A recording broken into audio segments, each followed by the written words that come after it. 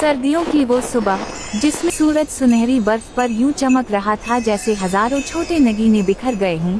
सल्तनते अलैवरा के महल में गैर मामूली रौनक थी। महल के अतराफ लंबी कतारों में बर्फानी दरख्त खड़े थे जिन पर रंग बिरंगी रोशनियां जगमगा रही थीं। फिजा में हल्की सी ठंड के साथ दालचीनी और गरम चॉकलेट की खुशबू रची हुई थी। ये अपनी पूरी शान के साथ शाही क्रिसमस का पहला दिन था। शहजादी एला खालिस खुशी के साथ अपने कमरे की खिड़की खोलकर बाहर का मंजर देख रही थी। इसने नीले मुखमल का लंबा गाउन पहना हुआ था जिस पर चांदी के सितारे कुंदा थे। हवा के हल्के झोंके से इसके सुनहरे बाल लहरा रहे थे।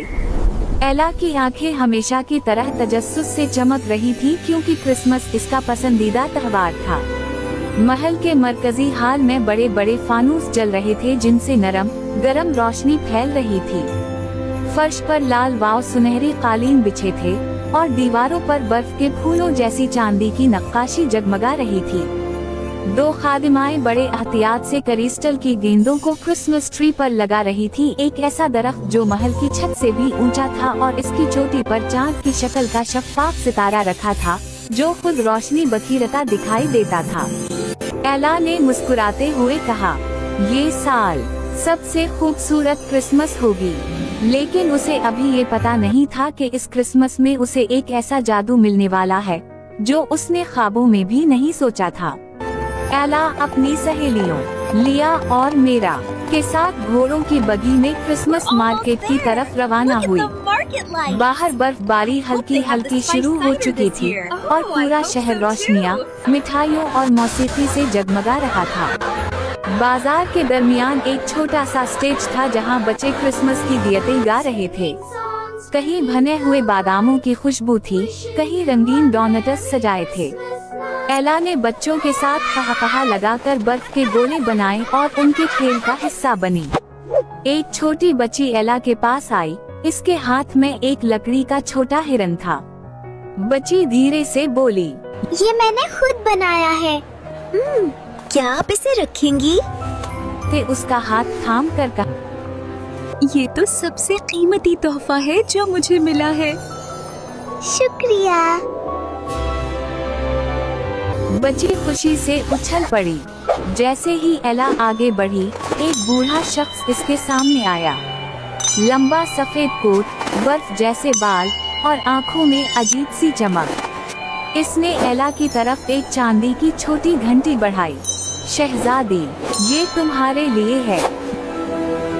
ये घंटी तब बजती है जब तुम दिल से किसी की मदद करती हो।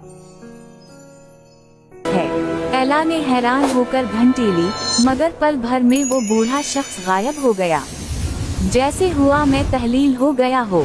मेरा ने कान खजाया। ये कौन था?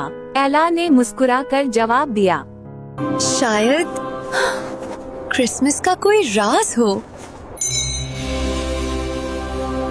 शाम होते ही महल में क्रिसमस की अजीम उशान दावत शुरू होने वाली थी। खादिम खास स्टेज लगा रहे थे, रक्स के लिए चिराग जलाए जा रहे थे और हाई सल्तनत सोने चांदी के बर्तनों में शाही खाने तरतीब दे रहे थे। एला ने चांदी की टियारा पहनी जो इसकी मरहुमा माँ की निशानी थी। जब उसने आईने में खुद को देखा तो ऐसे महसूस हुआ जैसे पूरी क्रिसमस की रोशनी इसके अंदर उतर आई हो। तकरीब शुरू होने से कुछ लम्हे पहले एला की खादिमा घबराई हुई आई। शहजादी, बावर्चियों की टोली में से एक लड़का आर्यन की बहन जंगल में खो गई है।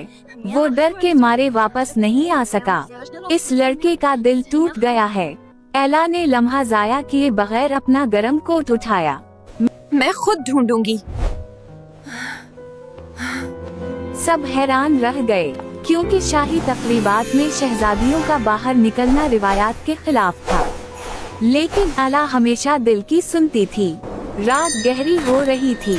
एला के हाथ में वो बूढ़े शख्स की दी हुई घंटी थी। जंगल में बर्फ के दरख्तों से चांदनी टपक रही थी और हर कदम पे बर्फ नरम आवाज करती थी। अचानक घंटी हल्के से बजी बगैर छुए। एला ने हैरत से उसे देखा। क्या ये जादू है? घंटी की आवाज बढ़ती गई। कुछ दूर उसे एक छोटी लड़की दिखाई दी जो बर्फ के तौदे के पास बैठकर रो रही थी। क्या तुम आरीन की बहन हो?